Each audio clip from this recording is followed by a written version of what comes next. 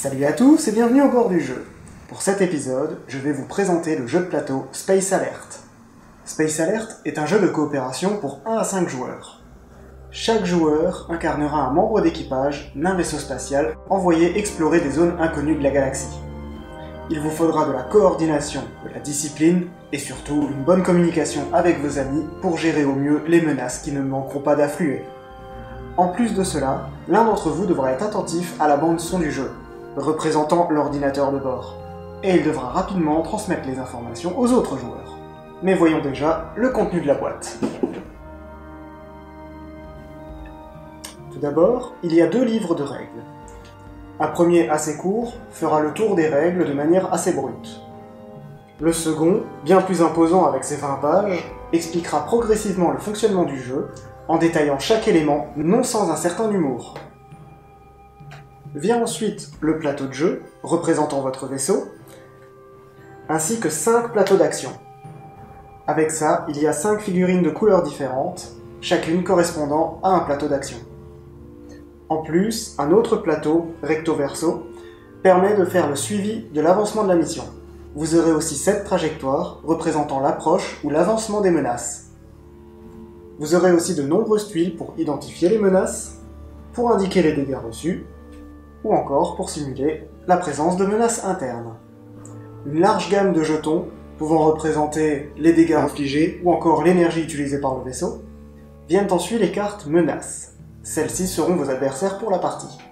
Et les cartes actions, qui représenteront votre habilité à vous déplacer et à manier les équipements du vaisseau. Pour finir, vous trouverez aussi un CD audio sur lequel vous trouverez 8 pistes prévues pour l'apprentissage du jeu, ainsi que 8 autres pistes pour les missions. Je vais maintenant vous expliquer comment fonctionne Space Alert. Avant de commencer, sachez que le jeu possède plusieurs scénarios d'apprentissage très bien faits, mais je ne les traiterai pas dans cette vidéo. Le jeu étant prévu idéalement pour 4 joueurs, je simulerai une partie à 4. Chaque joueur choisit alors une figurine, la place sur un plateau, et récupère le plateau action correspondant à sa couleur. Le but du jeu est de survivre durant 10 minutes, durant lesquelles le vaisseau va cartographier le secteur, mais aussi subir de nombreuses attaques. Les joueurs vont devoir s'occuper des systèmes du vaisseau durant ce temps. Une partie est divisée en 2 manches. La première est la manche d'action et dure 10 minutes. Elle est rythmée par la bande-son. Pour débuter la partie, la bande-son est lancée. Alerte. Activité ennemie détectée. Commencez la première phase. Chaque joueur récupère alors ses cartes actions de la première phase. L'ordinateur de bord fera plusieurs annonces ayant divers effets. Temps T+1. Menace. Zone bleue. Elle indique qu'au tour 1, il y aura une menace qui apparaîtra dans la zone bleue. Le vaisseau est divisé en plusieurs sections de couleurs rouge, blanc et bleu, permettant d'identifier d'où viennent les menaces. Je pioche une carte menace que je place face visible devant la trajectoire de la zone bleue. Je lui adjoins aussi les jetons numéro 1 qui seront utiles plus tard. Les joueurs savent maintenant qu'il y a une menace qui apparaîtra au tour 1 et vont devoir agir en conséquence pour la détruire. Le joueur rouge décide donc de s'en occuper. Étant en zone blanche, cela n'est pas possible actuellement. Il décide donc de se diriger en zone bleue. Pour cela, il pose une de ses cartes d'action face cachée pour le tour 1. Les joueurs peuvent à tout moment dire ce qu'ils font et quelles cartes ils possèdent. Cependant, en aucun cas, ils ne peuvent les montrer aux autres. Pour son tour 2, le même joueur pose une carte d'action afin d'activer les canons. Il sait qu'il lui faudra au moins 2 salves pour détruire la menace. Il activera à nouveau les canons pour le tour 3. Cependant, quelques instants plus tard, un autre message survient. Temps T+3. Menace. Zone rouge. Cette fois encore, je pioche une carte menace que je place devant la trajectoire de la zone rouge. Je lui adjoins aussi les jetons numérotés 3. Le joueur bleu annonce vouloir s'en occuper. Il pose pour son tour 1 un mouvement vers la zone rouge. Il mettra aussi une activation des canons pour le tour 3. La menace n'apparaissant qu'à partir du tour 3. Pendant ce temps, le joueur vert décide de recharger les boucliers de la zone blanche en prévision d'une attaque. Il pose son action pour le tour 1. L'ordinateur de bord annonce alors Données entrantes. Cette annonce signifie que chaque joueur peut piocher immédiatement une carte et l'ajouter à sa main. Cette manche continue ainsi jusqu'à la fin de la bande-son. Mission terminée. Saut en hyperespace. Une fois les 10 minutes écoulées, les joueurs peuvent commencer la seconde manche. Il s'agit de la manche de résolution, où les joueurs découvrent le résultat des actions qu'ils ont planifiées tout au long de la manche précédente.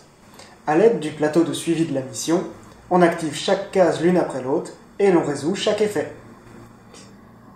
Premièrement, on génère l'apparition de la menace du tour 1 en plaçant son jeton sur sa trajectoire d'approche. On résout ensuite l'action du tour 1 de chaque joueur.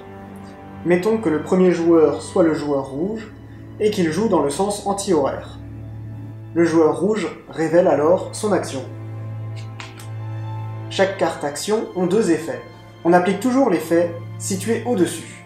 Dans ce cas-là, le joueur rouge se déplace d'une case vers la zone bleue. Le joueur jaune n'ayant rien planifié, il ne fera rien ce tour-ci. Le joueur 3 révèle son action, qui est un déplacement d'une case vers la zone rouge. Je déplace donc la figurine. Et enfin, le joueur vert révèle son action, qui est une action B. Dans cette zone, cela signifie qu'il recharge les boucliers. Il puise alors l'énergie dans la section juste en dessous, et charge les boucliers à leur maximum. 2 jetons d'énergie sont ainsi déplacés. On passe alors au calcul des dégâts. Aucune attaque n'ayant été effectuée au tour 1, la phase est ignorée. On effectue ensuite le mouvement des menaces.